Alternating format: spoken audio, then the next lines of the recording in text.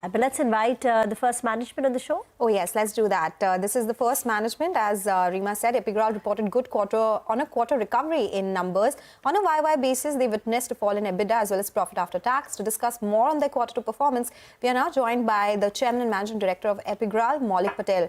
Maulik, good afternoon. Always a pleasure speaking with you. There has been a quarter-on-quarter recovery, which not a lot of chemical companies have seen. Can you tell us how much was the recovery in terms of demand as well? Are you seeing more orders? Are those orders getting converted to execution as well? Tell us about the demand sentiment. Yeah. So in Epigral, mainly I think this growth has come this quarter is mainly because of the volume growth, which we are doing a capex of last 2 years. And those products like epichlorohydrin and CPVC, that volume has increased on quarter basis. So quarter 1 was the worst quarter. Quarter 2 has improved the volume because of the epichlorohydrin and the CPVC numbers. And quarter 3 and quarter 4 will increase further from this level onwards. Gone up by 5% quarter on quarter, which is led by a volume jump of 12% Q on Q. That means your realizations have fallen 7% sequentially, Maulik. And what would that, go ahead. Yeah, in the chemical market, most of the products, I think in terms of the realization, it has gone down because of the destocking happening, what is going on in the world and the global market scenario. So the product which epichlorohydrin and CPVC, which is import substitute molecule, which is mainly driven by the domestic demand. And domestic demand is much stronger than the export overall, what is destocking is happening in the global market in the chemical.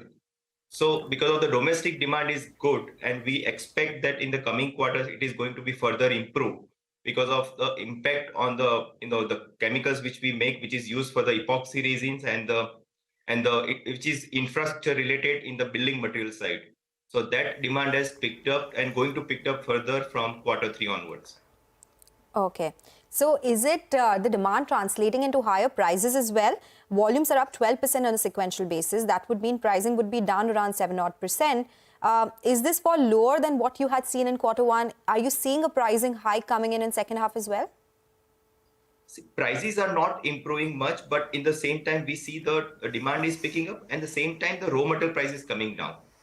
But in terms of the revenue side, if prices are not moving upward that faster in the current time, we expect that movement will start probably from the end of quarter 4 or beginning of next year onward in the entire chemical segment. Okay. Okay. All right. So, you do have a couple of capex plans that are underway. 3 of your projects are coming on stream in quarter 4 itself. Can you give us a sense of what would the initial capacity utilization be in quarter 4? In which month do you expect it to come on stream? And what will this take your respective capacities to? Yeah.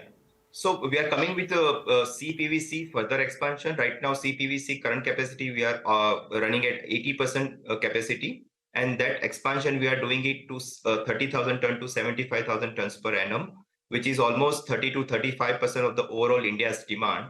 And that we are starting in the quarter 4 in the March 2024. And from quarter 1 onwards, because this is our existing molecule and we already have an experience of last 1.5 years. So we are able to ramp up the capacity very fast. And we're expecting in the first half next year, we will able to reach more than 60% of the overall capacity of the CPVC next year in FY25. And in the chlorotoluene, which is first time, which is import substitute, which is majorly used in the agrochemical intermediate and the pharmaceutical intermediate, where we are starting in phase wise. We have three big blocks, and all 3 blocks we are starting one by one, and we will start end of March 2024 as well. And that will take little more time for the capacity utilization. We are expecting by end of next year, we will use 50% of the entire capacity of the chlorotoluene, which we are going to commission. And third project, which we are doing is CPVC compound, which is a value addition. It is just a project just to absorb the capacity of the resin, which we are expanding. And certain customers in India, which only consume CPVC compound rather than CPVC resin. Just to cater those customers, we are adding this, and this will also start by March 2024. So I think in H1 CPVC compound capacity also, we are able to absorb more than 50% in FY25. So just talking about the first one, the CPVC, where in the first half of the year, your capacity utilization can be 60% of the expanded capacity. What will be the incremental revenues in the first half and also in the second half of the year? By how much can you scale it up from the 60%? See, overall, when we reach to optimum level of the CPVC plant, which is 80% from the 75,000 tons per annum capacity, we will be able to reach almost 600 to 650 to 700 crore revenue generation from the CPVC business itself. So Okay, that we are and this is on current prices that you are making those revenue projections? So currently, yeah, the CPVC price which we are selling in the market is around 145 and 145 to 150 as a resin.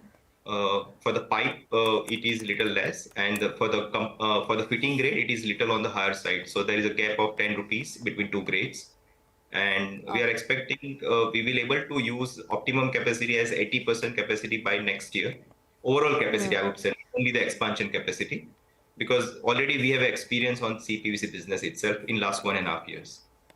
Okay, all right. Take that point. Would have loved to ask you more questions, but completely out of time, Maulik. But thank you so much for joining us and giving us all those details. So that's Epigral. They say that demand will recover in the second half of this year. Let's slip into a short break. Manan Shah from Man Infra Construction will join us to discuss their Q2 numbers and the business outlook. Stay tuned.